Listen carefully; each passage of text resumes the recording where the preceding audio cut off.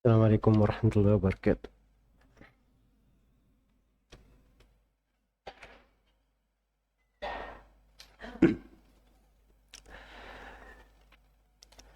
Alhamdulillahi rabbil alamin. Assalatu wassalamu ala al-mab'uthi rahmatan lil alamin. Nabiyina Muhammad wa ala alihi wa sahbihi wa man tabi'ahum bi ihsanin ila yaumiddin, amma ba'd. Ini sesi yang ketiga dari pembahasan kitab Nukhbatul Fikar fi Mustalahi Ahli al-Athar karya Al-Hafidh Abil Fadl Ahmad ibn Ali Asy-Syahir bi Ibn Hajar Al-Asqalani rahimahullahu ta'ala. Baik, telah kita selesaikan dari pendahuluan penulis dan pengantar dari penulis rahimahullahu ta'ala seputar pembagian al-khabar dari sudut sampainya khabar itu kepada kita. Kemudian setelah itu di halaman 8 dari buku panduan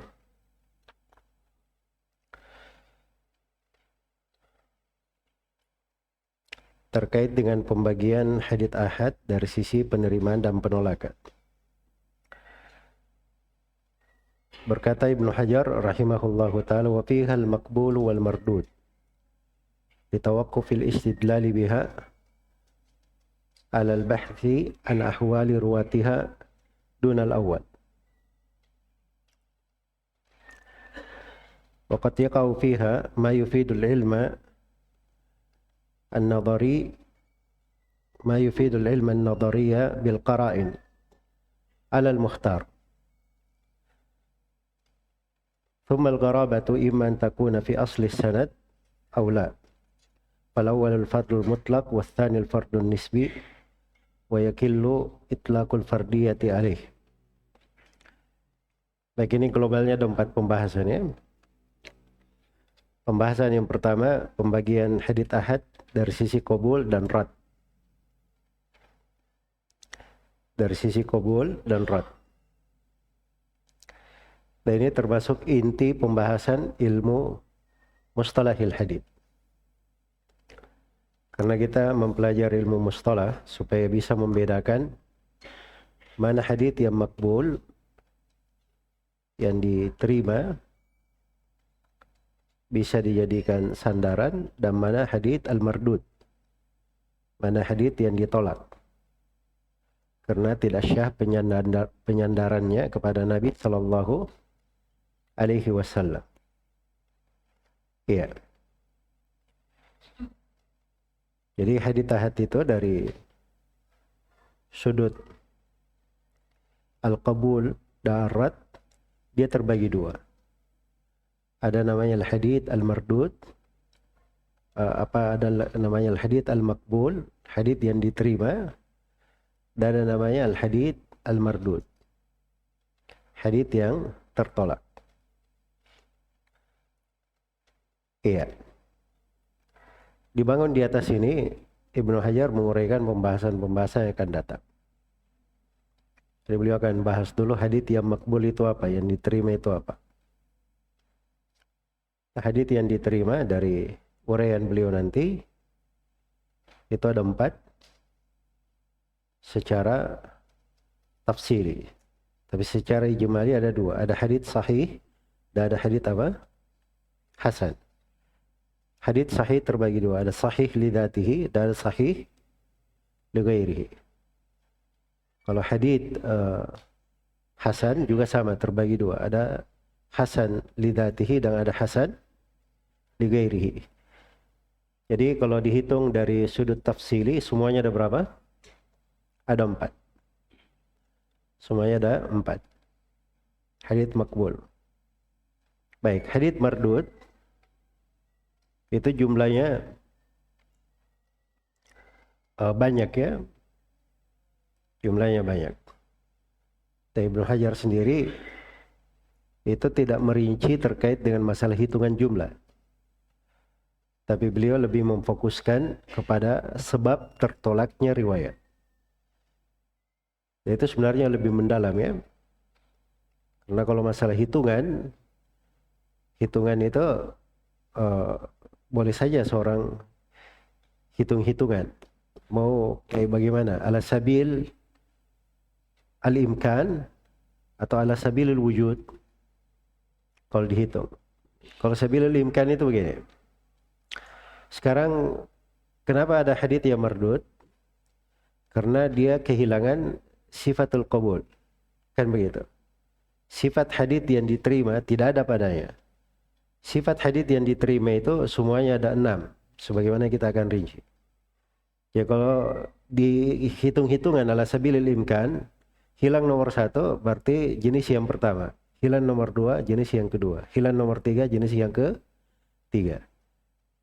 Jadi kalau hilang satu-satu aja, itu sudah berapa? Sudah 6 jenis. Kalau hilang ittisalus sanad hilang saja banyak namanya. Hilang di mana? Di awal, di akhir, di tengah, di satu tempat, 2 tempat, itu ada nama-namanya. Ada jenis-jenisnya. Itu sudah jenis hadits dhaif lagi yang lain. Ya kan? Baik, hilang nomor 1 tambah nomor 6. Itu jenis lagi. Kan begitu? Jadi kalau dihitung-hitungan, itu jumlahnya bisa ratusan. Menurut Asyuti. Tapi kalau ala sabilil wuku, itu jumlahnya puluhan. Mendekati 180-an atau sekitar itu. Pada apa-apa yang dihitung. Makanya kalau dari hitung-hitungan itu tidak terlalu penting. Yang paling penting itu sebenarnya apa sebabnya dia ditolak. Sebab ujung-ujungnya antum cuma bilang ini hadits dhaif, kan begitu. Sudah hukumnya ini hadits lemah. Nah, sebab lemahnya apa? Diterangkan sebab kelemahan. Baik. Adapun masuk di dalam masalah penamaan-penamaan dan rincian, itu nanti di buku-buku mustalah yang lebih besar. Kalau di dasar kita cukup memahami dulu apa yang disebut oleh Ibnu Hajar di sini, ini sudah tajam sekali ya, dan menggambarkan istilah para ulama ahli hadis. Jadi kata beliau fihal maqbulu wal mardud. Ada hadis yang makbul dan mardud. Fiha, hanya di situ kembali ke mana? Hadis ahad. Maksudnya hadis ahad itu ada yang makbul dan mardud. Dunal awal, beda dengan mutawatir. Kalau mutawatir tidak ada makbul dan mardud. Yang ada cuma makbul saja.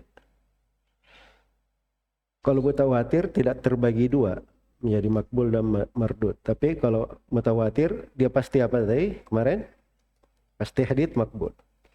Baik, apa alasannya kenapa hadits ahad ada makbul ada mardud? Ini beliau terangkan di sini. Li tawaqqufil istidlal biha 'ala al-bahthi an ahwali ruwatiha. Karena pendalilan dengannya itu bertumpu pada penelitian terhadap kondisi rawinya. Iya. Jadi harus kalau mau diterima, dipakai, dilihat kondisi rawinya. Rawinya ini riwayatnya diterima atau tidak?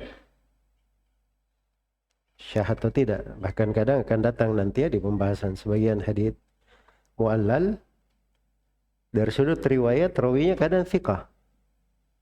Bagus dia thiqah dari sudut kepercayaan, tapi dari sudut riwayat tidak diterima riwayatnya. Kenapa? Karena kadang dia bersendirian, tidak ada rawi-rawi lain yang meriwayatkannya, dan kadang dia menyelisihi rawi yang lebih kuat darinya, tidak diterima. Iya. Karena itu sudut pendalilan itu di mardud itu ada kondisi terkait dengan keadaan rawi. Itulah yang membedakan riwayat, ada yang diterima, ada yang makbul, dan ada yang mardud. Baik. Kemudian di sini yang kedua hukum hadits ahad. Itu dari sudut pembagian. Kalau hadits ahad itu sendiri ya sudah berlalu di sini, kita sudah singgung sebenarnya kemarin bahwa hadits ahad itu hukumnya berlaku padanya 2, ada al-qabul, ada ar-rad, tergantung kondisi rawi. Ya kalau ditanya apa hukum hadits ahad, jawabannya tergantung kondisi sanadnya. Bisa diterima dan bisa ditolak. Itu hadits ahad. Baik. Pembahasan yang ketiga, apakah hadits ahad memberi ifadatul ilm? Ini yang disinggung oleh Ibnu Hajar di sini. Kata beliau, qad yaqa'u fiha ma yufidul ilman nadhari bil qara'in. Kadang terjadi pada hadits ahad ini apa yang memberi ifadatul ilm. Dia memberi ifadatul ilm juga. Tapi sifatnya itu al-ilm an-nadhari. Ilm an-nadhari memberi ifadatul ilm karena ada qarina-qarina, indikasi-indikasi yang menguatkan. Sehingga hal itu meyakinkan. Alal mukhtar, menurut pendapat yang kuat. Alal mukhtar itu isyarat ya bahwa di dalam masalah ini ada silang pendapat. Dalam masalah ini ada silang pendapat, tapi beliau kuatkan itu memberi ifadatul ilm. Jelas ya? Baik, dan perlu saya beri catatan di sini ya, sebab ini dari masail penting sekali. Para ulama ahli usul dan ahli hadits ketika membahas tentang hadits itu, dia memberi ifadatu al-ilmil yakini atau an-nadhari, memberi faedah ilmu yang meyakinkan atau ilmu nadhari, memberi faedah ilmu tapi dengan indikasi. Itu pembahasan mereka hanya membahas terkait dengan kekuatan dan derajat riwayat. Iya. Bukan dibahas masalah riwayatnya diterima atau tidak. Jadi kalau sepanjang syah dia sebagai riwayat hadits sahih dari Nabi sallallahu alaihi wasallam, hadits mutawatir maupun hadits ahad, itu sama kedudukannya dalam hal diterima, wajib diyakini. Wajib diyakini. Karena itu Imam Al-Bukhari ada satu judul kitab tersendiri di dalam kitab As-Sahih. Judulnya kitab Khabaril Ahad. Untuk penegasan bahwa hadits-hadits ahad itu diterima. Dan itu bantahan terhadap kelompok Jahmiyah, Mu'tazilah, dan yang berjalan di atas jalan mereka yang menolak akhbarul ahad, hadits-hadits ahad di pembahasan akidah. Di pembahasan akidah. Sebagaimana sebelumnya Imam Syafi'i, beliau mentakrir hujjiyat khabarul ahad di dalam kitab Ar-Risalah. Dalam pembahasan-pembahasan yang kuat di kitab itu. Dan dari ulama belakangan yang paling bagus menjelaskan dan membantah syubhat al-mukhalifin di masalah ini itu adalah Ibnu Al-Qayyim rahimahullahu ta'ala dalam kitabnya As-Sawa'iq Al-Mursalah. Itu cakep sekali dalam pembahasan ini, merinci tentang hujjat khabarul ahad. Dia sebagai hujjah. Ya, sepanjang syah sanadnya kepada Nabi sallallahu alaihi wasallam diterima sebagai hujjah. Jadi itu di kalangan ahli sunnah. Adapun yang dibahas oleh penulis di sini, sekali lagi saya ingatkan, ini pembahasan terkait dengan masalah tingkatan derajat, kedudukan. Kalau nanti ada bab tarjih, mau dirojihkan yang mana lebih rojih. Ya, bukan masalah dipakai hujjah atau tidak. Sebab hadits itu kapan setelah syah dari Nabi SAW itu tidak ada silam pendapat di tengah para ulama, wajib untuk diamalkan, berhujjah dengannya. Berhujjah dengannya. Jelas sampai sini? Jadi ini harus dirinci ya supaya jangan terjadi kesalahpahaman.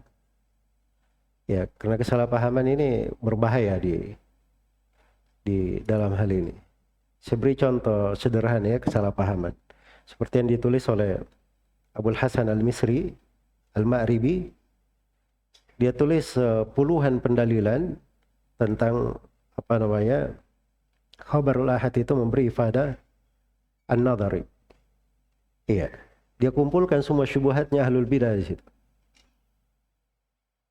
Akar permasalahannya seperti yang saya bilang tadi. Jadi kadang masuk di dalam masalik, di dalam mahawi, jurang-jurang kebinasaannya ahlul bidah, dia nggak sadari.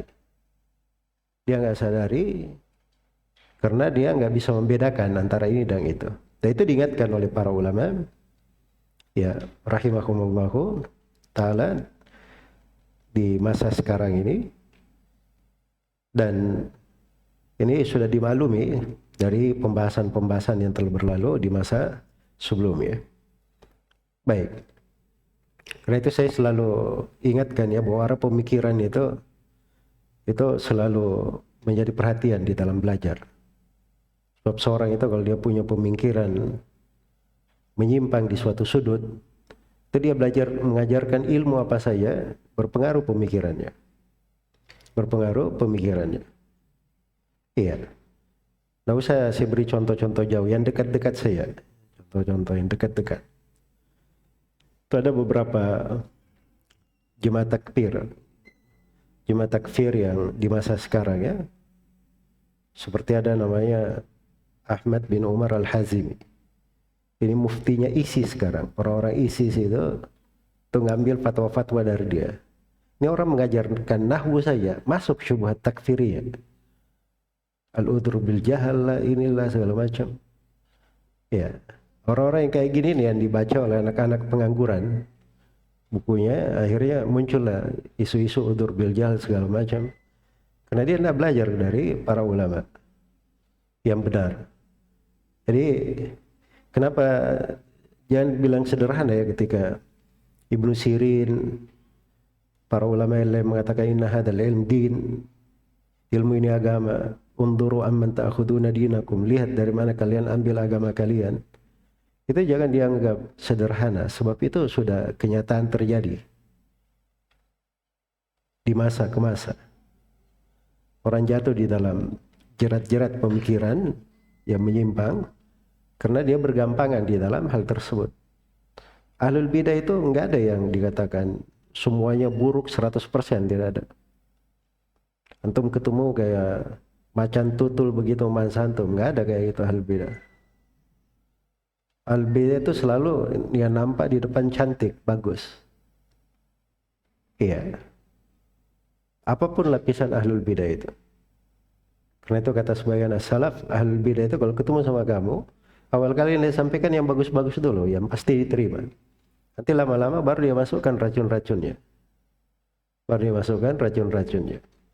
Tapi kalau seorang belajar mengambil dari guru tepat tempatnya, maka pasti akan terbentuk juga padanya malaka ilmiah di atas jalan as-salaf.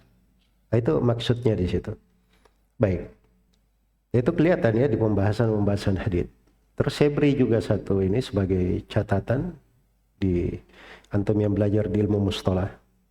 Di masa sekarang ini banyak penulis-penulis di kalangan ilmu hadits dan seterusnya, tapi dari kalangan sufia, dari kalangan Asy'ariyah ya dan seterusnya. Ya mereka ada kesibukan dalam sebagian pembahasan riwayat dan selainnya, tapi pemikiran itu berpengaruh sekali di dalam tulisan-tulisan. Iya, bab-babnya berpengaruh.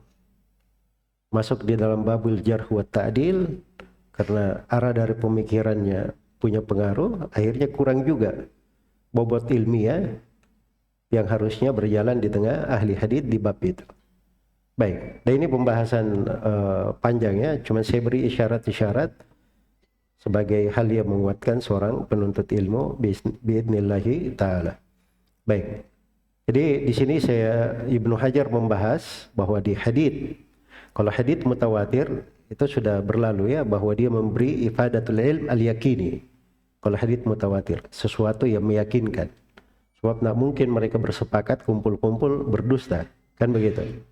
Tapi kalau hadits ahad itu juga memberi ifadatul ilm, tapi bil qara'in, dengan qarinah. Dengan qarinah. Dan qarinahnya di sini beliau sebutkan di syarahnya di Nuskhatun Nadhar. Qarinahnya itu ada 3. Beliau beri contoh. Qarinah yang pertama, kalau hadits itu diriwayatkan oleh Bukhari dan Muslim. Ya kalau haditsnya diriwayatkan oleh Imam Al-Bukhari dan Muslim sekaligus, maka itu memberi ifadatul ilm. Kenapa? Karena dua kitab ini disepakati di tengah umat Islam dan ulama Islam menerima buku tersebut. Baik. Kemudian yang kedua, dari qariinah yang lainnya, apabila haditsnya itu adalah hadits yang masyhur. Hadits yang masyhur dan selamat dari kelemahan. Jadi banyak riwayat, banyak jalur masyhur. Ya. Jalur-jalur yang banyak ini dia meriwayatkannya a'imah, rawi-rawi yang selamat dari kelemahan. Nah, ini tentunya memberi kekuatan ifadatul ilm. Ya, meyakinkan bahwa ini haditsnya syah dari Nabi sallallahu alaihi wasallam. Baik, yang ketiga, qariinah yang ketiga, apabila hadits tersebut musalsal dengan riwayat para a'imah. Musalsal dengan riwayat para a'immatul huffaz. Seperti misalnya dikasih contoh di sini, hadits gharib tapi dari jalur Imam Ahmad meriwayatkan dari Imam Syafi'i. Imam Syafi'i meriwayatkan dari Imam Malik. Jelas ya? Jadi ketika dapat para imam ini, itu sangat meyakinkan. Yaitu memberikan ifadah apa? Ifadah al-ilm. Itu contoh yang diberi oleh Ibnu Hajar rahimahullahu ta'ala. Baik. Jadi ketika ada musalsal bilaimatul huffaz mutkinin, maka itu memberikan ifadah al-ilm. Berikutnya, pembahasan yang keempat, pembagian gharib. Ini yang kemarin kita singgung ya, bahwa gharib itu setelah kita berikan definisi bahwa gharib apa yang diriwayatkan marawahu rawin faqat, apa yang diriwayatkan oleh satu orang rawi saja. Iya. Ternyata gharib itu terbagi dua di sini. Diberikan terbagi dua. Kata beliau, "Tsummal gharabatu imman takuna fi asli sanadi amla aula." Kemudian al-gharabah, hadits gharib itu kadang dia terkait dengan aslus sanad. Aslus sanad. Kadang terkait dengan pokok sanadnya. Atau bahasa lainnya perputaran sanadnya. Aula atau bukan. Ya, fal awwalu al-fardul mutlaq. Yang pertama itu disebut dengan nama al-fardul mutlaq.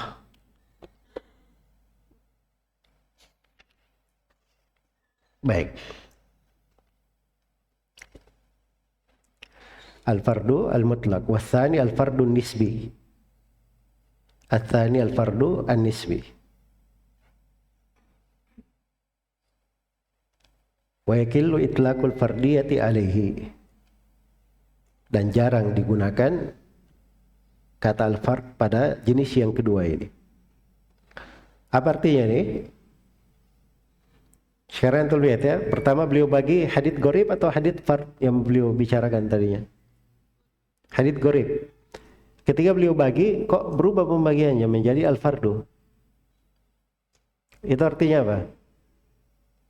Artinya bahwa al-gharib dan al-fardu itu sama saja menurut Al-Hafidz Ibnu Hajar rahimahullah. Jelas ya? Itu kesimpulan pertama, bahwa al-gharib disebut juga dengan nama hadits apa? Al-fard. Nah, hadits al-fard ini atau al-gharib ini terbagi dua. Ada al-fardul mutlaq dan ada al-fardu an-nisbi. Ini kesimpulan yang kedua.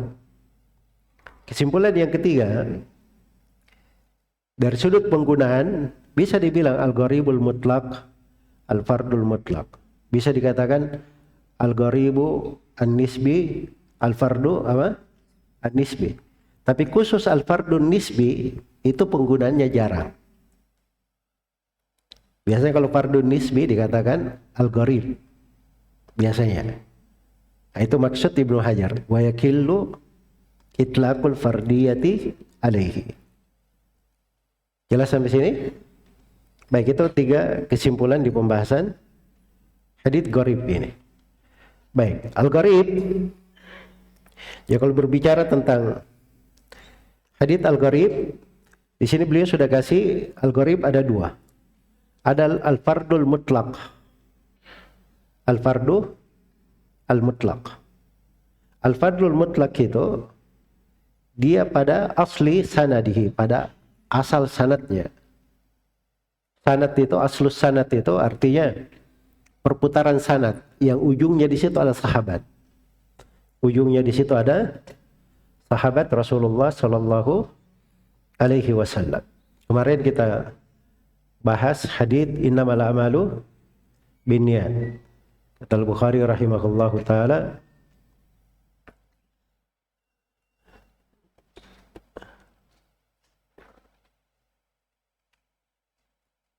kelihatan nggak?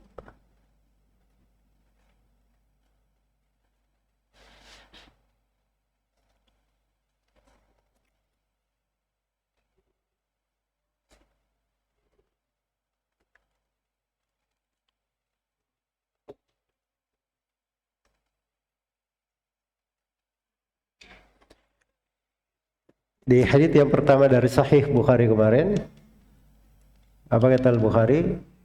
Haddatsana Al-Humaydi Abdullah bin Zubair qala haddatsana Yahya bin Sa'id Al-Ansari qala akhbarani Muhammad bin Ibrahim At-Taimi qala haddatsana siapa?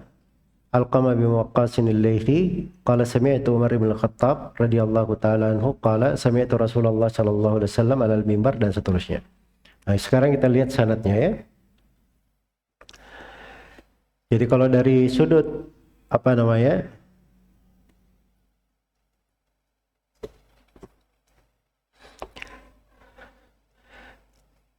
Belum kelihatan. Hah? Sudah nampak. Baik. Jadi sekarang kemarin kita sudah terangkan masalah sanad ya. Iya. Apa yang dimaksud dengan al-isnad? Nah, sekarang di sini hadits innamal a'malu binniyat. Siapa sahabat yang meriwayatkan hadits ini? Umar Ibn Al-Khattab radhiyallahu ta'ala anhu.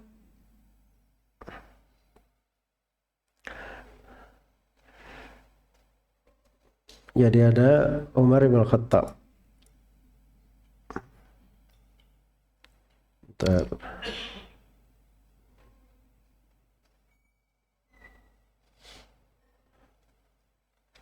Ya, sahabatnya siapa? Umar bin Khattab. Yang meriwayatkan dari Umar? Hah? Yang meriwayatkannya adalah Alqamah bin Waqqas al-Laythi. Baik. Dari Alqamah Muhammad bin Ibrahim At-Taimi. Yang meriwayatkan dari Muhammad bin Ibrahim Yahya bin Sa'id Al-Ansari. Ya. Dari Yahya bin Sa'id siapa? Sufyan. Siapa Sufyan ini kemarin? Sufyan bin Uyainah. Dari Sufyan Al-Humaydi Abdullah ibn Zubair. Baik. Ya, kalau sanad yang mana dikatakan sanad? Al-Humaydi ke Sufyan, ke Yahya, ke Muhammad bin Ibrahim, ke Alqamah, ke Umar bin Khattab. Itu dikatakan apa? Sanad. Kalau ditambah sebenarnya sanad ditambah Rasulullah SAW ditambah Al-Bukhari. Kalau lengkapnya begitu semuanya. Ada Al-Bukhari dan Rasulullah SAW. Sebab hadits itu ke siapa penyandarannya? Ini kan sandarannya ke Rasulullah. Kalau dia sampai Umar bin Khattab saya, itu sanad juga sebenarnya. Tapi terkait dengan ucapan Umar. Nah, baik, sekarang matan yang mana disebut matan? Hah? Innamal a'malu binniyat, ini yang disebut matannya. Innamal a'malu binniyat wa innamal likulli imri'in ma nawa, dan seterusnya. Baik, sekarang ya disebut gharib, hadits gharib. Matannya ini itu cuma diriwayatkan oleh satu orang sahabat. Satu orang sahabat saya. Ya. Dari sahabat ini kadang bersendirian padanya tabi'in. Jadi memang hadits ini tidak syah meriwayatkan dari Umar kecuali dari riwayat Alqamah saja, cuma Alqamah. Dan tidak ada yang meriwayatkan dari Alqamah kecuali siapa? Muhammad bin Ibrahim At-Taimi ini. Dan tidak ada yang meriwayatkan dari Muhammad bin Ibrahim At-Taimi kecuali siapa?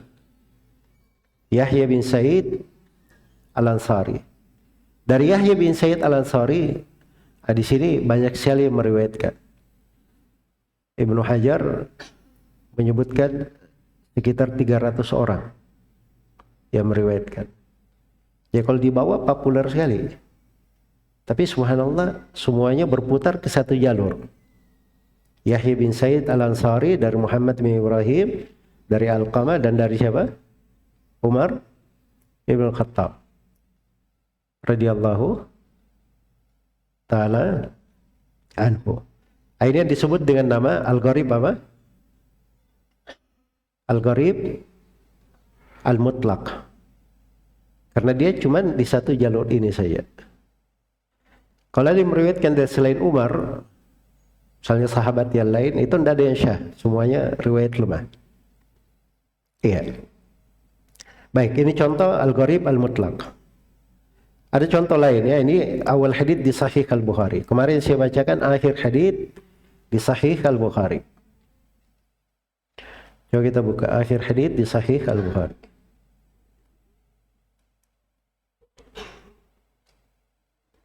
Nah ini akhir hadits di Sahih Al-Bukhari.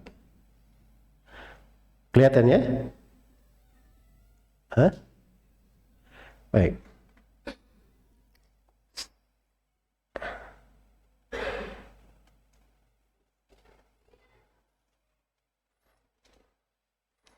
Ya.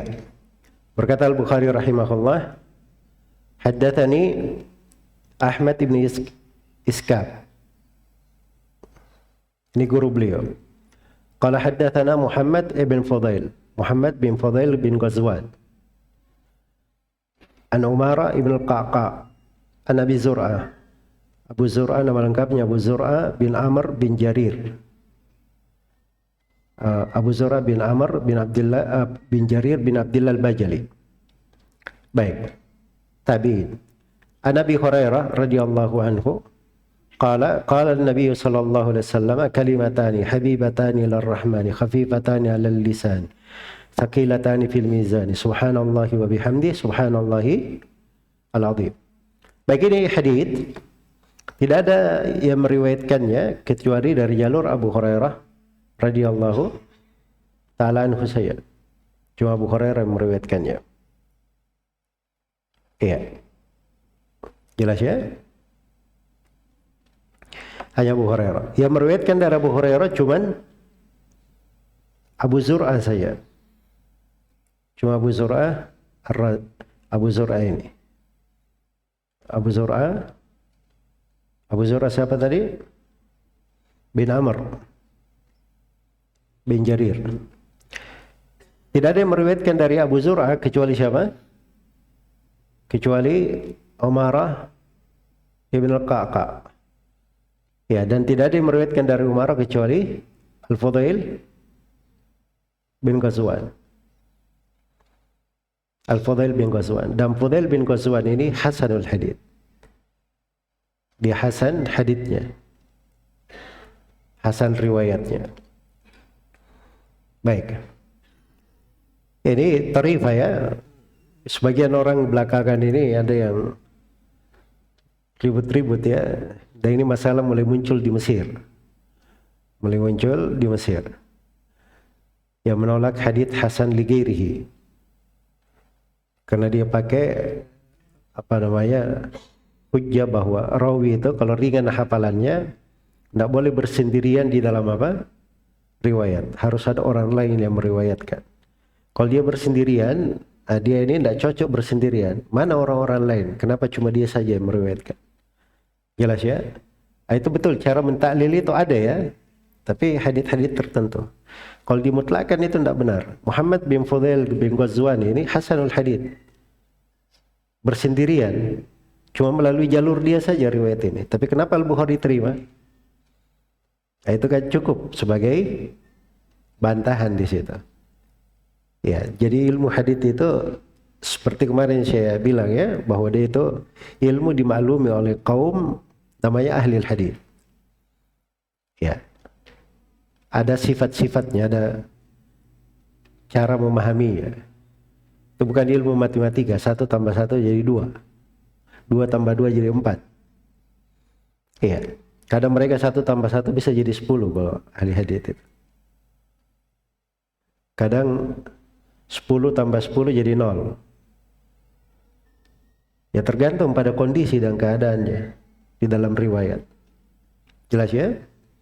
Baik. Tapi maksudnya di sini ini contoh hadits gharib juga. Karena ini melalui jalur Muhammad bin Fudail bin Ghazwan dari Al-Umarah bin Qa'qa, dari Abu Zur'ah Ar-Razi, dari Abu Hurairah, dari Abu Zur'ah bin Amr, dari Abu Hurairah radhiyallahu anhu. Ini contoh apa tadi?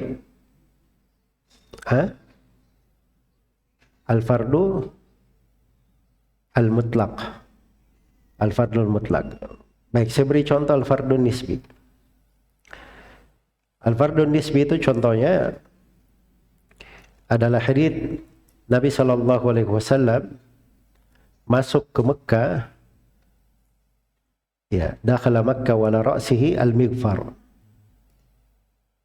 Wala ra'sihi apa? Al-mighfar. Baik.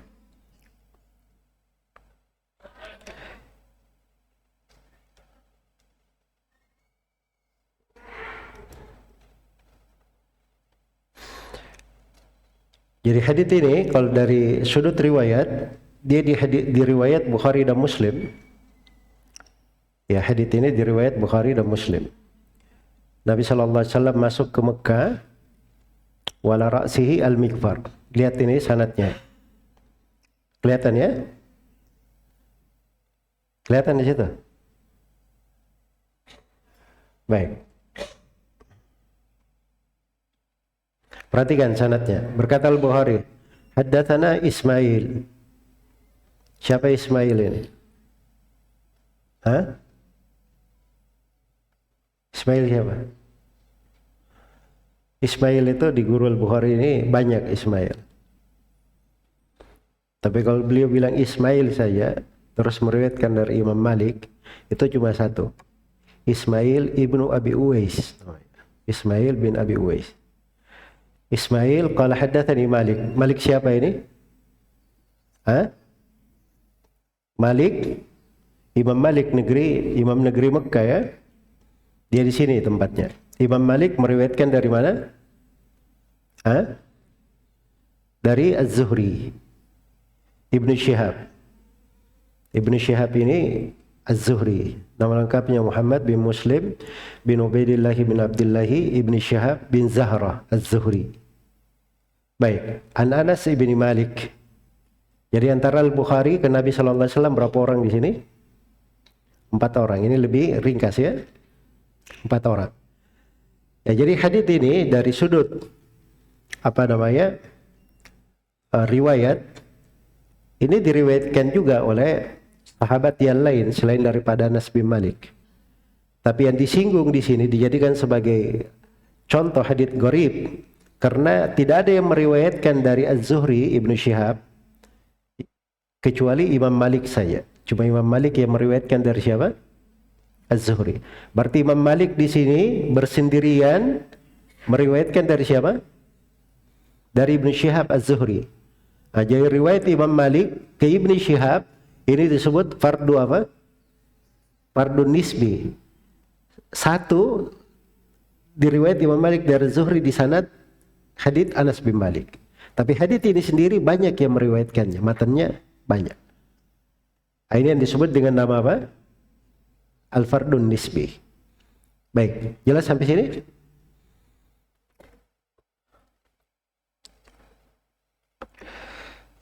Kita kembali ke pelajaran.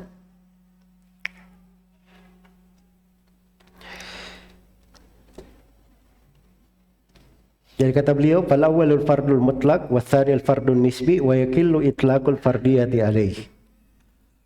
Baik, sekarang dipahami ya mustalahnya. Apa ini maksud dengan hadits al-fard? Ya. Jadi kemarin saya sudah simpulkan ya, hadits dari sudut jalur riwayat sampai kepada kita itu terbagi dua. Ada hadits mutawatir dan ada hadits apa? Hadits ahad. Hadits ahad terbagi berapa? Terbagi tiga. Ada hadits masyhur, ada hadits aziz, dan ada hadits gharib. Baik, sekarang di pertemuan hari ini pembagian hadits dari sudut lain. Hadits ditinjau dari sudut diterima atau ditolaknya. Hadits terbagi menjadi dua. Ada hadits makbul dan ada hadits apa? Hadits mardud. Baik, selesai. Nah, dari sini ketika sudah kita tahu ada hadits makbul, ada hadits mardud, disinilah Ibnu Hajar mulai masuk merinci hadits mardud itu apa, hadits makbul itu apa, hadits mardud itu apa. Iya. Nah, di dalam rincian beliau uraikan banyak pembahasan-pembahasan. Karena itu beliau mulai dulu menjelaskan tentang khabarul ahad pada satu persatunya. Jadi sekarang kalau kita bicara masalah khabar, mau hadits apa saja itu pasti ada jalurnya. Pasti ada jalurnya. Nah, jalur-jalur ini itu terdiri dari rawi-rawi, ada matanya, ada sanadnya. Nah, sanad-sanad ini yang dibahas. Sanad-sanad ini yang dibahas. Karena itu di halaman 9 beberapa pembahasan seputar hadits makbul. Iya.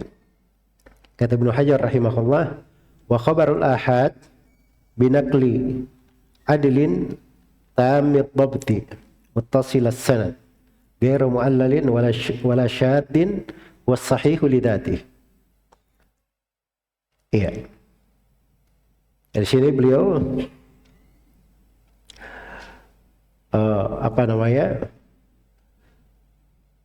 terangkan definisi khabar ahad itu.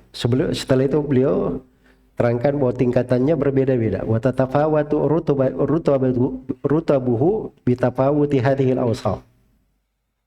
Jadi tingkatan kesahihan itu berjenjat bertingkat, itu bergantung pada sifat pada hadits yang diterima ini. Wa min thamma quddima sahihul Bukhari thumma Muslimin thumma syurutuhuma. Fa in khaffa ad-dabtu fal hasanu lidatihi wa bi kathrati turuqihi yusahhah. Fa in jumi'a fal taraddud fi an-nakili haythu at-tafarrud wa illa fa bi i'tibari isnadain wa ziyadatu rawihima maqbulatun ma lam taqa munafiyatan liman huwa awthaq. Fa in khulifa bi arjah fal rajihul mahfuz wa muqabiluhu ash-shadh wa ma ad-dha'fi fal rajihul ma'ruf wa muqabiluhu al-munkar. Wal fardun nisbiyyu in wafaqahu ghayruhu fa huwa al-mutabi'. Wa in wujida matnun yushbihuhu fa huwa ash-shahid. Wa tatabbu'u turuq lidzalik huwa al-i'tibar. Iya, Masya Allah ya. Bicaranya sederhana, tapi di dalamnya banyak sekali dari pembahasan ilmu mustalah. Saya poinkan di sini ada 23 pembahasan. Pembahasan yang pertama, pembagian hadits ahad menjadi sahih, hasan, dan dhaif.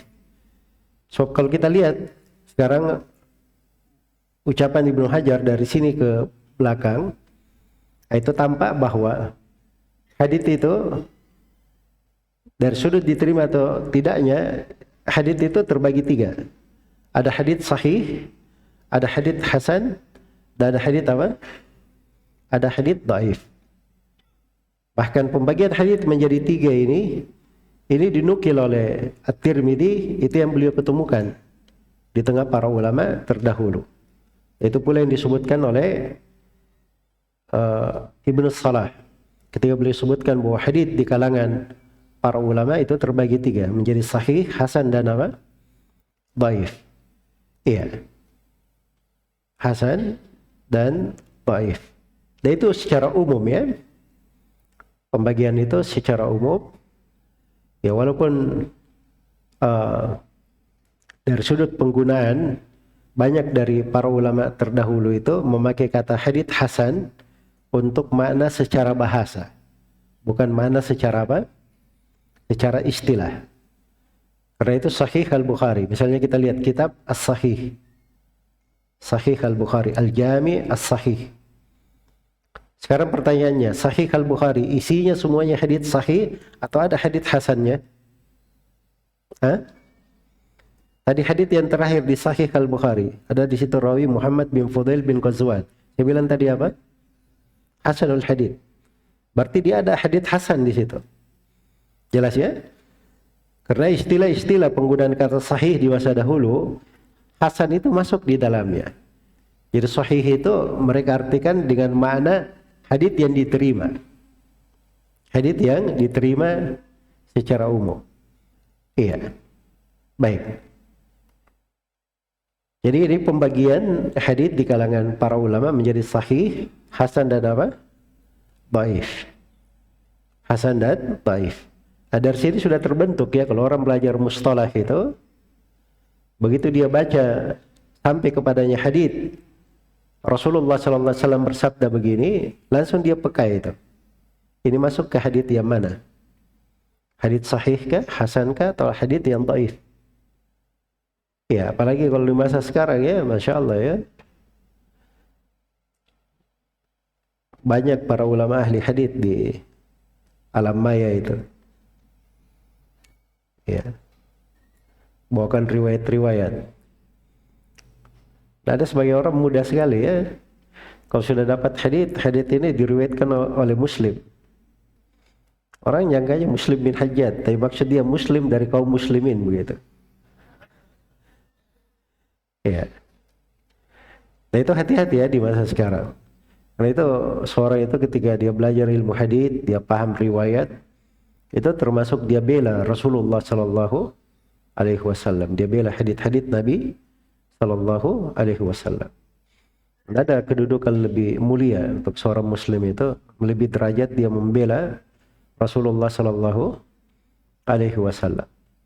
Karena itu kalau ada hadits yang misalnya tidak sahih, dia terangkan ketidaksahihannya, itu termasuk pembela agama namanya. Jelas ya? Itu termasuk keutamaan orang yang belajar ilmu mustalahil hadits. Baik. Kemudian setelah itu beliau definisikan apa hadits sahih itu. Definisi hadits sahih. Kata beliau, wa khabarul ahad binakli adilin. Khabar ahad dengan penukilan, ini 5 syarat disebut di sini ya. Jadi hadits sahih itu ada 5 syarat di dalamnya. Jadi definisinya binakli adilin, dinukil, hadits sahih dinukil oleh seorang rawi yang adilin, terpercaya. Tamid dhabat, sempurna dhabatnya. Itu yang kedua. Muttasilas sanad, dalam keadaan bersambung sanadnya. Ghairu mu'allalin wala syaddin. Yang keempat, hadits itu bukan hadits mu'allal. Ada illa qadiha, illa yang membahayakan.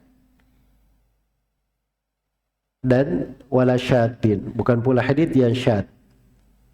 Hadits yang menyelisihi rawi yang lebih kuat. Jelas ya? Iya. Menyelisihi rawi yang lebih kuat. Baik. Jadi tampak dari sini bahwa hadits sahih itu memiliki 5 syarat. Hadits yang sahih memiliki berapa? 5 syarat. Maksudnya di sini sahih lidatihi. Jadi hadits sahih lidatihi memiliki berapa? 5 syarat. Syarat yang pertama, rawinya itu yakuna adlun. Dia seorang yang adil. Kalau disebut syarat yang pertama adalatur ruwah, keadilan rawi-rawinya. Apa namanya adalah itu? Ini harus dipahami ya. Misalnya adalah ini beda dengan bahasa Indonesia. Jelas ya? Beda dengan bahasa Indonesia. Adalah itu Ibnu Hajar terangkan di Nuzhatun Nadhar, dia adalah malaka tahmiluhu ala mulazamati taqwa wal muru'ah. Iya. Itu adalah kondisi pembawaan yang membuat dia untuk selalu bertakwa dan selalu menjaga mur'ahnya, menjaga wibawa umumnya, menjaga wibawa umumnya. Jadi kalau dikatakan dia rawi yang adil, itu takwa, kelihatan dia sholat 5 waktu, masuk Ramadan dia puasa Ramadan, jelas ya. Dia makan dari hal yang dihalalkan, dia tidak minum khamar, tidak mengkonsumsi hal-hal yang diharamkan. Itu adalah namanya, adalah, jelas ya. Yang kedua, jadi itu adalah membawa dia untuk bertakwa namanya. Itu adalah membawa dia bertakwa. Nah, sama dia muru'ah juga, punya muru'ah. Iya. Jadi muru'ah itu misalnya dia tidak telanjang di jalanan. Kan begitu ya. Itu kan muru'ah namanya. Atau dia tidak ghibah di jalan. Tidak ghibah di jalan. Jadi kalau ada yang misalnya teriak-teriak di jalan, menyuruh, walaupun dia menyuruhkan sesuatu, itu nggak ada muru'ah kalau di pembahasan ilmu riwayat, pasti jatuh riwayatnya. Jelas ya? Sebab itu adalah hal yang bertentangan dengan syariat dan juga bukan hal yang terkait dengan kebiasaan yang membawa manfaat untuk manusia. Iya. Jadi ada takwa, dia jalankan perintah, dia tinggalkan larangan. Dia punya muru'ah, ada adab akhlak yang sangat bagus sekali. Ya, walaupun sebagian rawi ada yang terlalu keras di sini, ada yang keras. Ya, sebagian rawi ya, dia datang ke rumah guru, dia lihat gurunya kencing berdiri. Nggak jadi, dia langsung pulang. Kenapa ada guru kencing berdiri? Jatuh dia. Ini terlalu keras ya. Masalahnya Nabi SAW sendiri pernah kencing berdiri. Karena ada haditsnya di riwayat Bukhari dan Muslim dari Hudzaifah bin Yaman radhiyallahu anhu. Anna Nabi sallallahu alaihi wasallam ata subatata qaum fabala qa'iman. Nabi pernah mendatangi tempat sampah satu kaum, setelah itu Nabi kencing berdiri. Nah, itu dibolehkan, dan dari sudut kesehatan juga itu kadang bagus untuk laki-laki ya secara khusus. Jelas ya? Baik. Jadi maksudnya kalau dianggap itu muru'ah, melanggar muru'ah itu terlalu berlebihan. Terlalu berlebihan. Iya. Ada sebagian rawi datang ke rumah guru, dari pintu rumahnya dia dengar suara-suara berisik gitu, kayak suara musik. Dia tinggalkan. Masa ada guru di rumahnya ada suara begituan? Jelas ya? Iya. Tapi kadang hal yang seperti ini terjadi kemungkinan ya, karena mungkin suara-suara itu bukan berasal dari si rawi. Itu mungkin dilakukan dia tidak ada di rumahnya, atau yang semisal dengan itu. Apalagi di masa sekarang ya, hal-hal yang seperti itu terlalu banyak kemungkinannya. Jadi itu juga harus dipastikan terkait dengan hal tersebut. Ya, maksudnya adalah itu adalah sifat yang membawa seorang itu untuk selalu bertakwa dan menjaga muru'ahnya. Itu yang disebut dengan al-adalah. Baik. Kemudian yang kedua, syarat yang kedua dari syarat hadis sahih li dzatihi adalah ad-dhabt. Dibahasakan di sini tamud dhabt, dhabatnya lengkap. Karena Ibnu Hajar di sini membedakan antara hadis sahih dan hadis hasan dari sudut ini saja. Jadi menurut beliau hadis sahih sama dengan hadis hasan. Hanya saja hadis hasan itu rawinya, dhabt rawi hadis hasan itu dhabatnya lebih di bawah dari hadis yang sahih. Ya, kalau rawi hadis sahih dhabatnya itu lengkap. derajat yang kuat, derajat yang bagus. Itu ad-dhabt di situ. Ya, dhabt itu pada dasarnya dia menghafal. Terus bagus hafalannya. Iya. Bukan orang lalai terhadap hafalan, sering lupa, sering hilang hafalannya. Karena itu para ulama bahasakan bahwa dhabt terbagi dua. Ada dhabtu kitab dan ada dhabtu apa? As-sadr. Ya, ada dhabt dari sudut hafalan di dada. Ini dhabt di dada namanya. Jadi hadits-haditsnya semua dihafal. Semuanya dihafal. Seluruh riwayatnya itu berada di dadanya. Itu dhabtus sabat, dhabtu as-sadr namanya. Iya. Kata Syabi rahimahullah, ma katabtu sauda alal bayda. Selama saya belajar, saya tidak pernah menulis hitam di atas putih. Kata Syabi. Jadi beliau itu hanya menghafal saja. Cuma menghafal saja. Jelas ya? Kata Zuhri, i'adatul hadith athqalu alayya min naqlis sakhar. Kata beliau, mengulangi hadits itu lebih berat bagi saya daripada mengangkat batu besar, mengangkat batu gunung. Itu kaidah mereka ya. Jadi kalau guru sudah menyampaikan hadits, satu kali dengar saja harus hafal. Kalau dia ulangi 2 kali itu berat bagi mereka, kayak mengangkat batu gunung. Berarti dhabt sekali ya riwayatnya.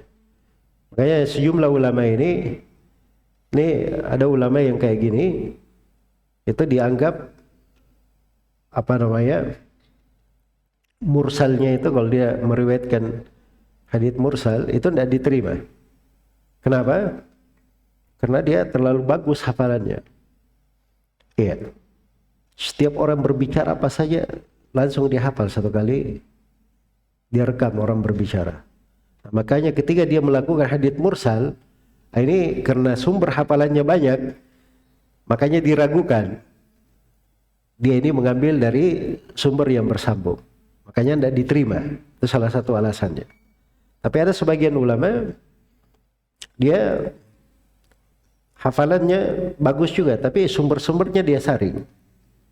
Sumber-sumbernya dia saring. Nah, ini biasanya kalau dia ada masuk di pembahasan mursal, itu diterima riwayatnya. Seperti mursalnya Sa'id bin Musayyab dan seterusnya. Jelas sampai sini? Baik. Jadi maksudnya di sini saya ingin menggambarkan ya tingkat hafalan. Tingkat hafalan. Iya, dan hafalan itu nanti akan datang di Al-Fadh Jarh wa Ta'dil. Kekuatan hafalan pada rawi itu tidak satu tingkat. Ada yang derajatnya thiqah, thabat, hafidh, hujjah. Itu satu. Kalau dia lebih tinggi lagi, mungkin ada 2, dikatakan thiqatun thabtun atau thiqatun hafidh, thiqatun hujjah. Itu lebih tinggi lagi. Ada yang dikatakan bahwa ini si fulan ahfadun nas, manusia yang paling kuat hafalannya, atau digelari Amirul Mukminin fil hadits. Jelas ya, Amir al-Mukminin fil hadits. Baik. Jadi itu tingkatan yang tinggi namanya, karena hafalannya bagus hafalannya. Itu dhabtus sadr. Dhabt yang kedua ada namanya dhabtu kitab. Ada seorang rawi dari sudut hafalan nggak bagus hafalannya, tapi kitabnya kitab sahih. Tulisannya menulis riwayat dari guru-guru, khususnya dari guru tertentu, itu haditsnya riwayatnya sahih. Jelas ya? Kenapa? Karena dia memenuhi seluruh kriteria penjagaan kitab. Misalnya, dia hadir ke guru, hadir di majelis guru, dia tulis riwayat guru itu. Begitu selesai dia tulis riwayat, dia datang ke gurunya. Dia bilang, tadi saya tulis dari engkau haddatsana fulan fulan fulan. Dia baca satu-satu. Gurunya berkata, iya benar, benar, benar. Nah, itu kitabnya apa? Dhabit itu kalau kayak gitu. Nah, kadang ada rawi lebih daripada itu.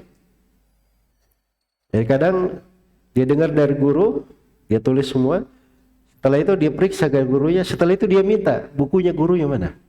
Coba saya cocokkan langsung dari buku antum. Siapa tahu antum sampaikan dari buku antum salah baca juga kan gitu. Nah, dia tulis lagi dari gurunya. Ini lebih kuat lagi derajatnya. Jelas ya? Ada kadang sebagian rawi dia di satu majelis, dia tidak langsung ke guru, tapi dia lihat ke murid-murid senior yang lain. Dia tanya beberapa orang, semuanya sama. Nah, berarti ini juga sudah dhabt di bukunya. Jelas ya? Nah, setelah dia dhabt di buku ini dia jaga, dia pelihara. Tidak ada yang boleh memegangnya selain daripada dia. Karena itu ada rawi-rawi yang dilemahkan. Kenapa? Sebab dimasukkan ke bukunya hadits-hadits dia tidak tahu. Nah, di situ tugasnya para imam, kemarin saya cerita ya, jadi kayak Imam Ahmad, Yahya bin Ma'in, Ali bin Al-Madini, Abdurrahman bin Mahdi, Yahya bin Said Al-Qattan, iya. Dan di tingkatan mereka dari para imam, itu kadang datang kepada rawi, terus dia dengarkan hadits itu, rawinya baca dari bukunya, diperiksa bukunya sahih, bagus. Satu kali baca imam-imam ini sudah hafal buku itu. Jelas ya? Datang lagi di kali lain ketemu rawi yang sama. Rawinya baca lagi bukunya. Imamnya bilang ini kali ini masuk di dalam riwayat engkau, hadits-hadits tidak ada di sebelumnya, tidak ada di bukumu. Taruhnya dari mana? Ini buku saya. Coba periksa lagi bukunya. Begitu diperiksa dengan benar, ternyata betul. Ada hadits yang dimasukkan mirip tulisannya, padahal kayak dimasukkan gitu mirip tulisannya. Rawi yang seperti ini yang biasanya dilemahkan. Jelas ya? Sebab dia tidak mengetahui, tidak bisa menjaga apa? Tidak bisa menjaga bukunya. Karena itu antum lihat ya, kalau para ulama hadits itu luar biasa ya, mereka menjaga riwayat-riwayat. Iya. Itu kalau kita bacakan ya kisah-kisah seputar itu akan panjang pembahasan. Dan itu ada buku-buku tersendiri nanti yang menjelaskan terkait dengan kekuatan hafalan para imam tersebut. Jadi maksudnya di sini dhabt tadi terbagi berapa? Terbagi dua. Ada dhabtu kitab dan ada dhabtu apa? Dhabtus sadr. Baik.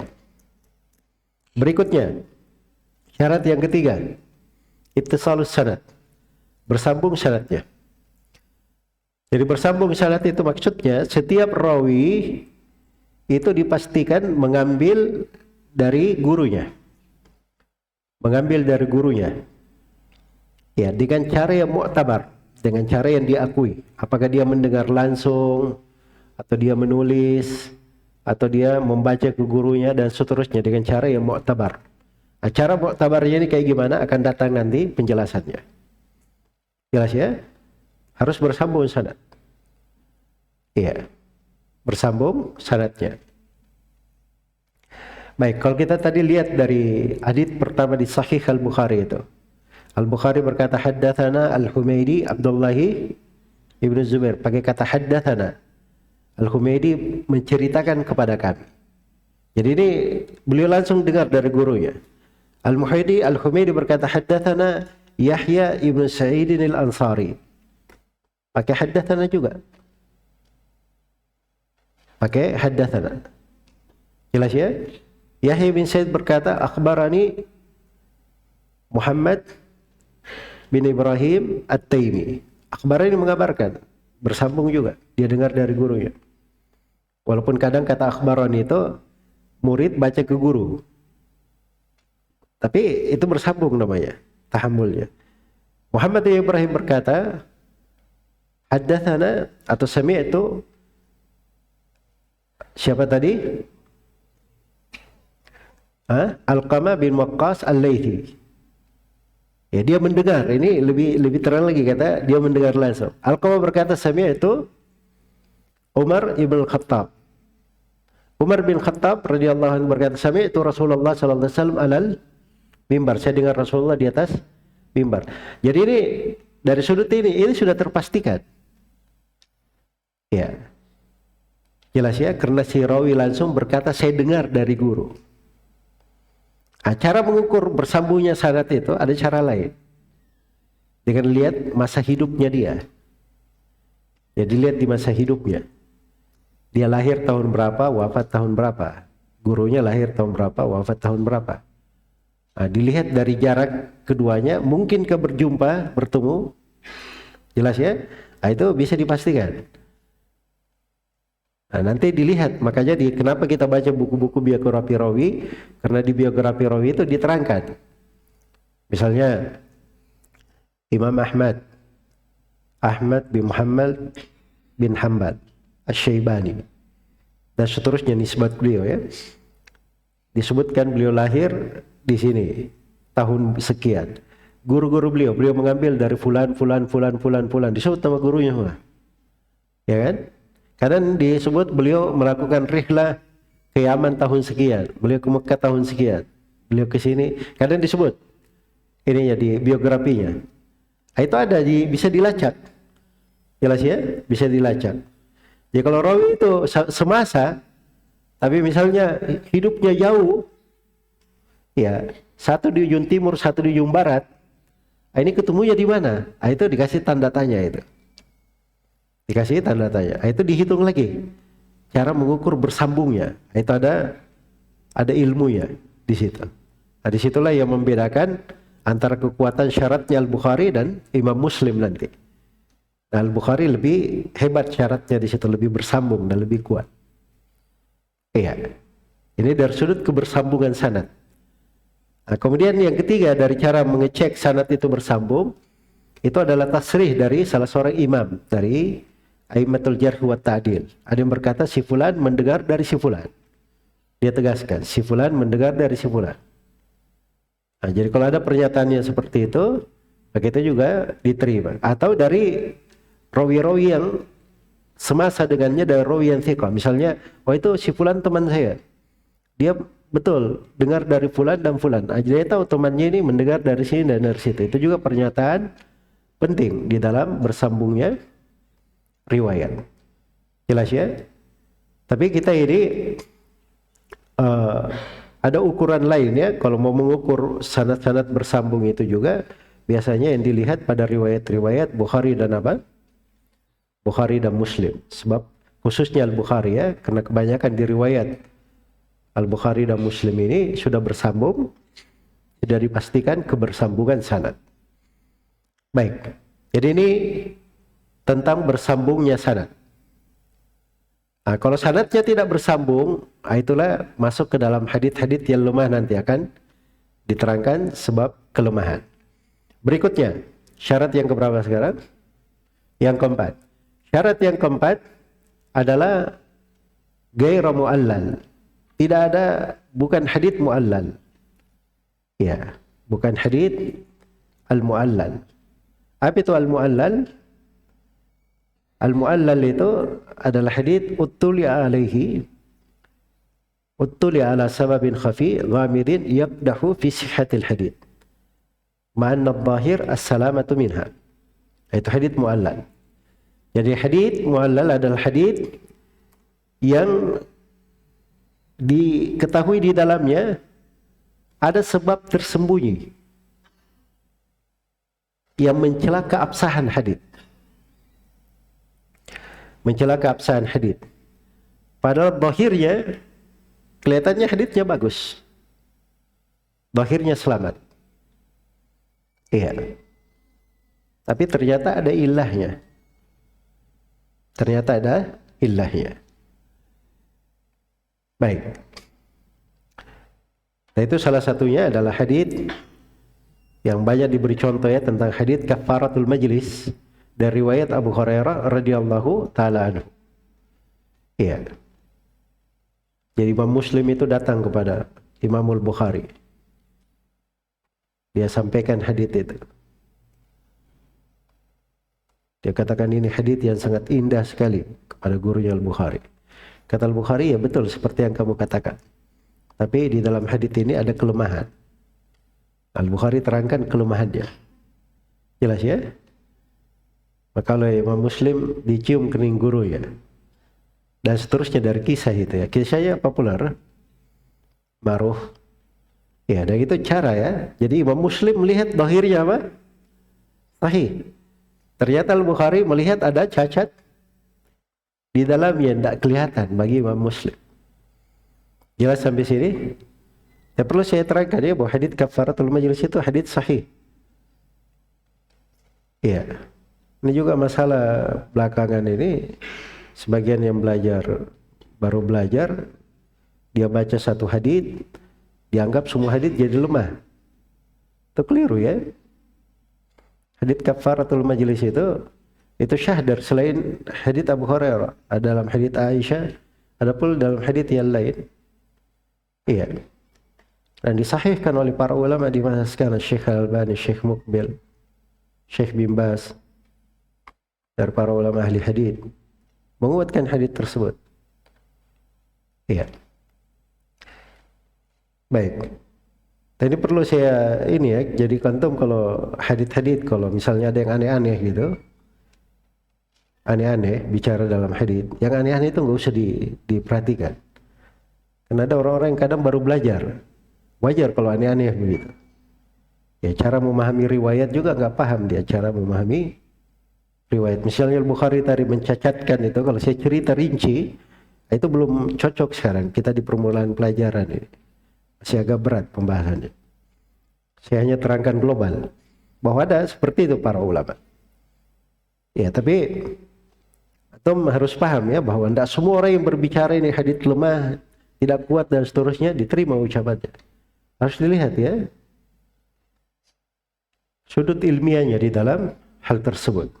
Baik, jadi cacat ini memang masalah. Tidak semua orang paham ilmu cacat hadits ini. Tidak semuanya orang kuat di dalam hal tersebut. Karena itu Ibnu Hajar sendiri di di Nuzhatun Nadar ya rahimahullahu taala, ya beliau sebutkan bahwa ini yang masuk di dalam memahami cacat ini itu orang-orang terhitung jumlahnya tidak banyak dari para ulama ahli hadits. Dan itu dimaklumi kalau antum masuk di dalam pembahasan akan tahu nanti siapa-siapa saja dari ulama-ulama yang populer di pembahasan ini. Jelas ya? Jadi itu hadits al-mu'all namanya. Kelihatan ada cacatnya. Lihat zahirnya, Masya Allah, zahirnya bagus. Zahirnya bagus sekali. Dan ini akan kita pertajam nanti, ada bab khususnya nanti, ada pembahasan khususnya. Sebab ini pembahasan hadits mu'allal termasuk bab yang paling penting di dalam ilmu hadits.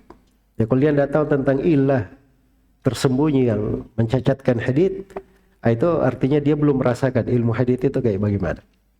Baik. Berikutnya yang keempat, atau yang kelima, wala syaddin. Ya, haditsnya itu syarat hadits sahih dia tidak syad. Apa itu syad? Syad itu adalah mukhalafatu al-maqbul liman huwa aula minhu. Rawi hadits yang makbul diterima itu menyelisih rawi yang lebih kuat darinya. Itu disebut syad. Disebut syad. Ini menurut istilah Ibnu Hajar ya, kalau kita detailkan dari istilahnya Al-Hafidh Ibnu Hajar rahimahullahu ta'ala. Jadi ada rawi satu, dia bagus tapi menyelisihi rawi-rawi yang lebih kuat darinya. Menyelisihi rawi-rawi yang lebih kuat darinya. Nah, ini disebut riwayatnya syad. Dan syad itu dari hadits yang apa? Dari hadits yang lemah. Ya. Dan ini insyaallah taala kita akan terangkan nanti ya ketentuan dari hadits syad, bagaimana bentuknya dan bagaimana contoh-contohnya. Tapi di sini kesimpulannya bahwa hadits sahih lidatihi ada berapa syarat? Ada 5. Yang pertama adalah turwa, yang kedua dhabtur ruwa, yang ketiga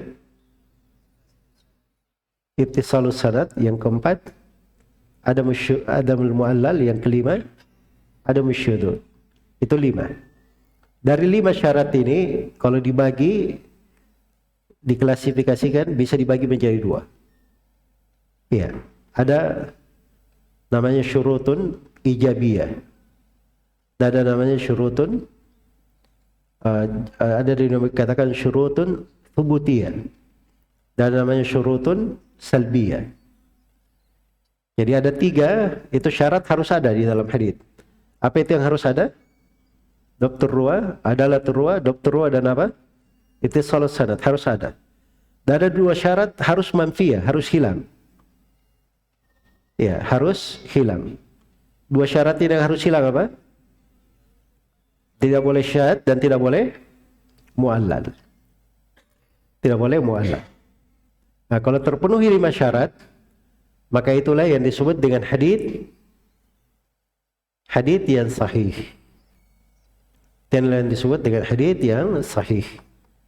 Baik. Sekarang saya beri contoh ya tentang hadits sahih. Tadi lihat derajat-derajat para rawi ya.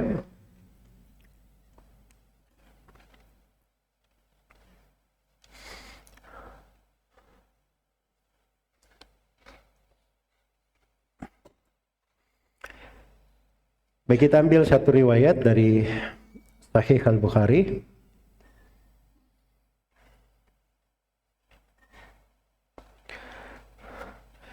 Kita buka Kitabul Iman misalnya.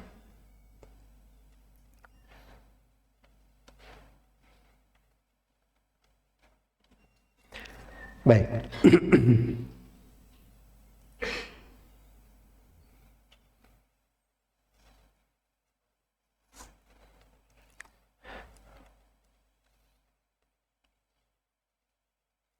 Nah, ini yang sederhana ini. Semuanya hafal. Qala Al-Bukhari rahimahullahu taala, haddatsana Musaddad. Ini Musaddad bin Musarhad Abul Hasan Al-Basri. Qala haddatsana Yahya. Ini Yahya bin Sa'id Al-Qattan. Kalau tadi Yahya bin Sa'id Al-Ansari ya di hadits nama-nama lebih niat. Ini Al-Qattan. Baik, an Syu'bah. Ada Syu'bah Ibn Al-Hajjaj Abu Bistam Al-Basri. An Qatadah, ini Qatadah bin Di'amah Abul Khattab Al-Basri, As-Sadusi Al-Basri. An Anas, ini Anas bin Malik Al-Basri. Ini sanad Masya Allah, semuanya orang Basra.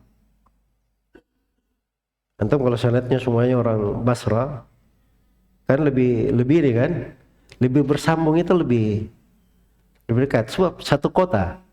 Ya, kalau dibilang oh enggak bersambung, gimana orang satu kota hidupnya di situ-situ juga. Saling mewarisi gitu kan? Saling mewarisi. Baik. Anin Nabi sallallahu alaihi wasallam, dari Nabi sallallahu alaihi wasallam. Titik. Kemudian Al-Bukhari sambung lagi, Wan Husain Al-Muallim. Wajah di situ itu ma'tuf kepada riwayatnya Yahya. Jadi Yahya meriwayatkan juga dari Husain Al-Muallim. Qala haddatsana Qatadah an Anas. Ani Nabi sallallahu alaihi wasallam annahu qala la yu'minu ahadukum hatta yuhibba li akhihi ma yuhibbu li nafsihi. Ini contoh hadits sahih. Contoh hadits sahih. Pertanyaan dulu. Sekarang kita mau periksa ini. 5 syarat terpenuhi atau tidak? Terpenuhi atau tidak 5 syarat? Hah? Nah, itu yang harus diperiksa kalau mau menghukumi hadits yang sahih. Pertama lihat dulu. Pertama Musaddad. Siapa Musaddad ini? Ini biografi ringkasnya Musaddad. Lihat ucapan para imam al-jarh wa ta'dil di dalamnya. Musaddad. Jelas ya? Ini Yahya bin Sa'id Al-Qattan. Ya. Berkata law ataitu Musaddadan fahaddattuhu fi baitihi lakana yasta'hal.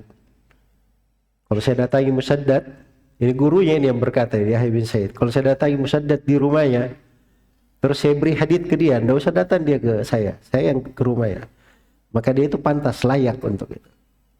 Ini menunjukkan derajat yang tinggi ya. Baik. Ini Yahya bin Ma'in. Ketika ditanya Yahya bin Ma'in tentang Musaddad, kata beliau Musaddad soduk. Soduk itu akan datang ya, itu tingkatan di bawah thiqah. Tingkatan. Tapi ini keluar dari Yahya bin Ma'in. Yahya bin Ma'in ini itu paling sulit merekomendasi orang, paling sulit.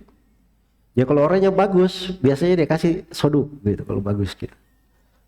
Kalau Ibnu Ma'in sudah berkata thiqah, itu berarti orang itu cakep banget itu. Sebab Ibnu Ma'in itu tidak sembarang dia merekomendasi orang, keras dia. Baik, Abu Hatim berkata thiqah. Ini padahal Abu Hatim juga agak keras ya, tapi beliau berkata thiqah. Imam Ahmad, ya, rahimahullah, berkata Musaddad soduk. Ya, An-Nasai berkata thiqah. Ya, kesimpulannya kalau kesimpulan Ad-Dhahabi itu menyimpulkan ya.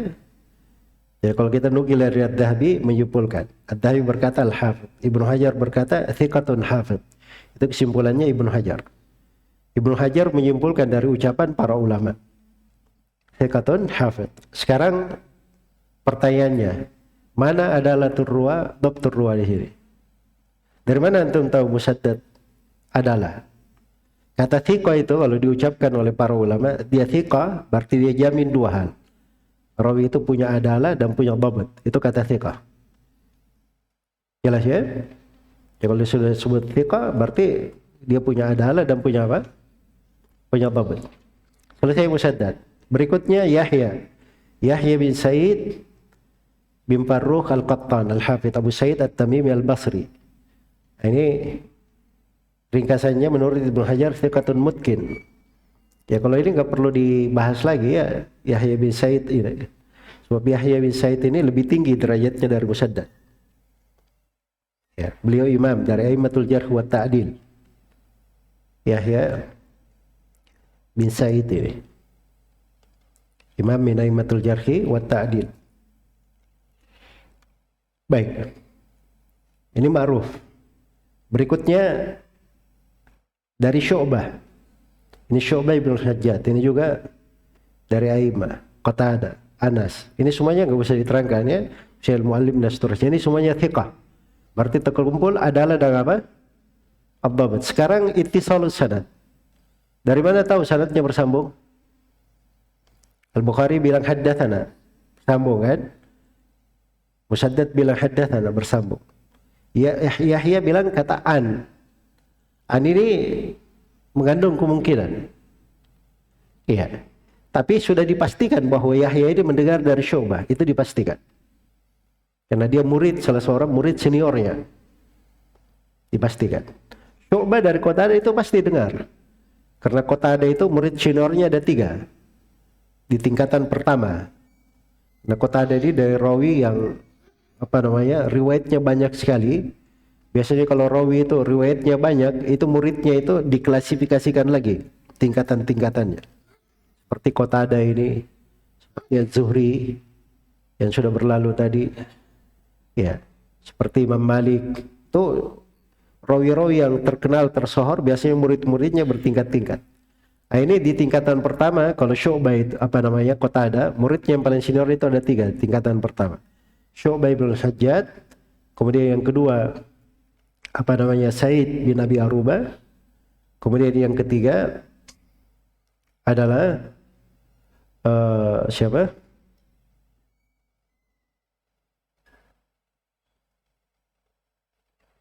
Baik,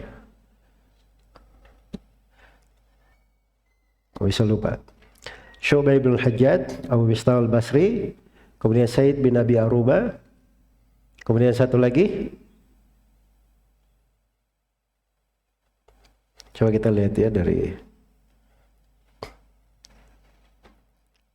Ada yang ingat yang satunya lagi?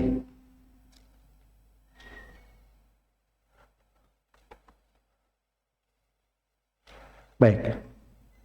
Kita jalan aja dulu ya. Nanti insyaallah ingat nanti. Kata sebagian ulama itu al-hifdzu khawwan.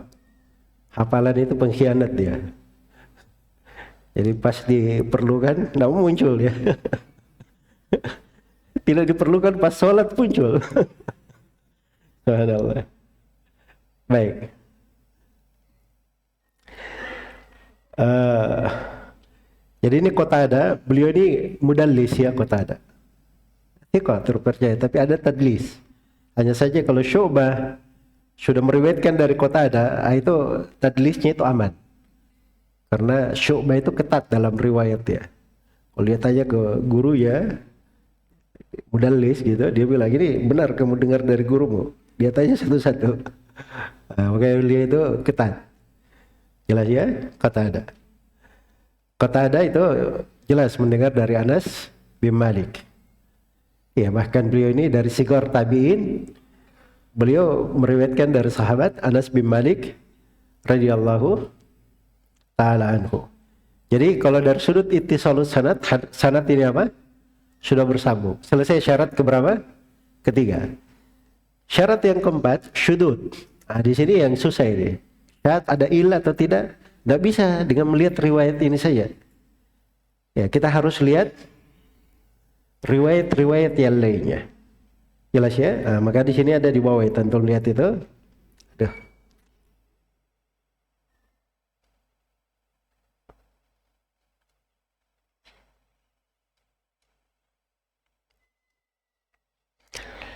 Baik.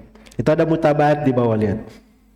Ini ada di Sahih Muslim dari Anas ya. Coba kita lihat mutabaatnya. Seperti Imam Muslim. Antum lihat di situ. Syu'bah meriwayatkan dari Qatadah kan? Qatadah berkata yuhadditsu Anas bin Malik. Itu mutaba'ah namanya. Baik. Untuk mutaba'ah yang lain ya. Di sini ya Husain al-Muallim. Ya, yang lainnya Syu'bah juga di sini.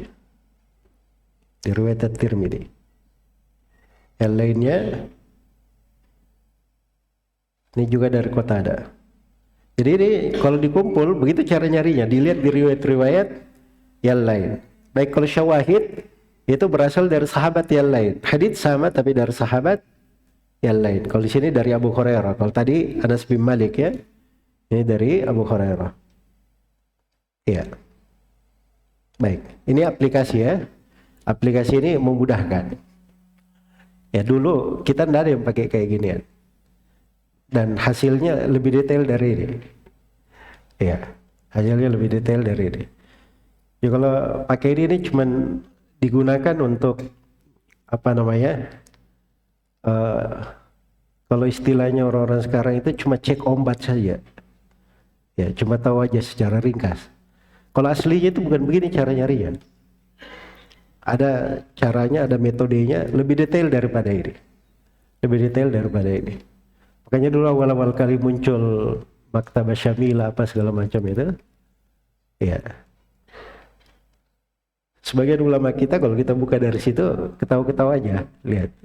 Karena dia apa dia perdengarkan iya tapi senyum-senyum gitu. Sebab banyak kurangnya. Banyak kurangnya. Itu pernah saya sekali ya, saya teliti waktu itu saya di rumah guru kami Allah yarhamu wa yaghfir lahu Syekh Rabi rahimahullah. Kita lewat di pembahasan hadis tentang apa namanya? Salatnya sahabat di rumah Nabi sallallahu atau Nabi salat di rumah sahabat. Kita periksa di Sahih Muslim pakai kitab Syamilah, kata Syekh enggak, coba buka. Akhirnya saya baca dari buku, kita buka buku riwayatnya asli. Nah, ternyata memang lebih detail di buku-buku tentang apa riwayatnya. Ya maksudnya ini program-program di masa sekarang ini bagus ya, mendekatkan. Cuma untuk penuntut ilmu itu jangan dijadikan sarana untuk malas. Ilmu itu ada metodenya dulu. Pahami bagaimana metode ilmiahnya. Sudah paham metode ilmiahnya, gunakan ini nggak apa-apa. Sebab dia sudah punya standar ilmiah. Yang punya standar ilmiah. Yang menjadi masalah itu dia cuma kenal ini. Dan dia tidak kenal standar ilmiah di tengah para ulama. Itu yang menjadi permasalahan. Baik, dari sini sudah tergambar ya tentang kriteria hadits yang sahih. Baik, kita sekarang berpindah ke pembahasan berikutnya. Pembahasan yang berikutnya di sini pembagian hadits sahih. Syarat-syarat hadits sahih ini yang keempat ya sudah kita bahas. Pembagian hadits sahih dikatakan di sini wa huwa sahihu li dzatihi. Dan dia adalah hadits yang sahih li dzatihi. Iya. Hadits sahih li dzatihi. Jadi ketika disebut ada sahih li dzatihi, kemudian setelah itu ada nanti sahih li ghairihi, menunjukkan bahwa sahih itu terbagi dua. Ada sahih li dzatihi. Sahih li dzatihi itu adalah sahih dengan sanad itu sendiri. Dengan satu sanad cukup dihukumi bahwa itu sebagai hadits apa? Hadits yang sahih. Kalau hadits sahih li ghairihi itu asalnya bukan hadits sahih. Dia hadits hasan. Tapi karena banyak jalurnya 1, 2, 3 akhirnya berkumpul bisa menjadi naik ke dalam sahih. Naik ke derajat hadits apa? Sahih. Itulah yang disebut dengan nama sahih li ghairihi. Baik, pembahasan berikutnya definisi dan pembagian ad-dhabt. Ini sudah kita terangkan tadi ya, bahwa dhabt terbagi berapa? Terbagi dua. Ibnu Hajar juga di sini mengisyaratkan ya. Kata beliau tammud dhabt. Dhabtnya sempurna. Ya. Dhabtnya sempurna. Jadi ada dhabt yang lengkap itu untuk hadits sahih, dan ada dhabt yang kurang. Itu untuk hadits apa? Hadits hasan. Kalau dhabt itu sendiri sudah kita bagi, ada dhabtus sadar dan ada dhabtu apa? Dhabtu kitab. Baik, kemudian yang keenam, perbedaan tingkat kesahihan. Iya, karena itu kata penulis di sini wa tatafawatu rutabuhu bitafawuti hadhil awsaf. Dan rutbah sahih ini, ya sahih li dzatihi, rutbahnya itu bertingkat-tingkat karena pertautan sifat-sifat ini. Karena pertautan sifat-sifat ini. Jelas ya? Nah, karena itu ada namanya istilah asahul asanid. Sanad yang paling sahih.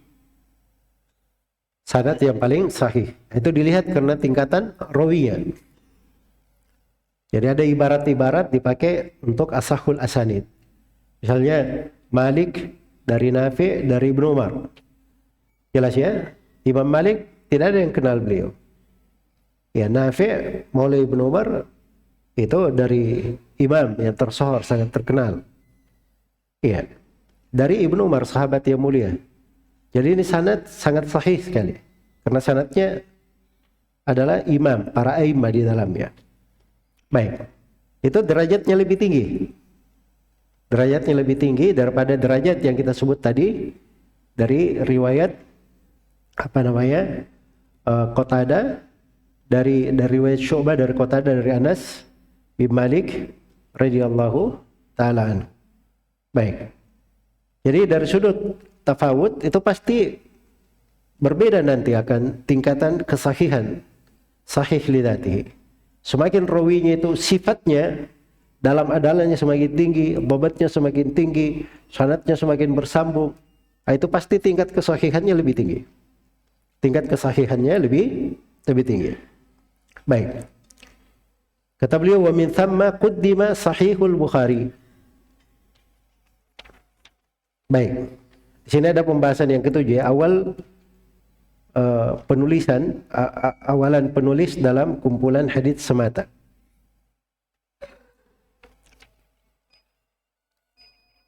Ini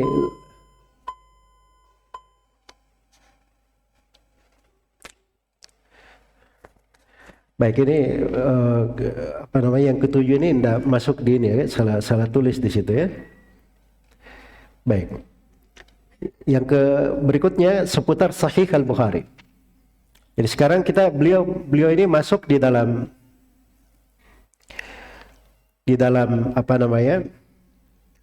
ketika menjelaskan hadits sahih. Hadits sahih itu bisa diketemukan di buku-buku. Dan buku yang paling populer tentang hadits sahih di tengah para ulama itu ada dua buku. Ada kitab Sahih Al-Bukhari dan ada kitab apa? Sahih Muslim. Ini akan kita kaji dan kita bahas insyaallah taala di sesi berikutnya nanti setelah sholat duhur. Ya, kita sholat duhur dulu, kemudian kita lengkapi pembahasan. Subhanakallahumma wa bihamdik, asyhadu an la ilaha illa anta, astaghfiruka wa atubu ilaik, walhamdulillahi rabbil alamin.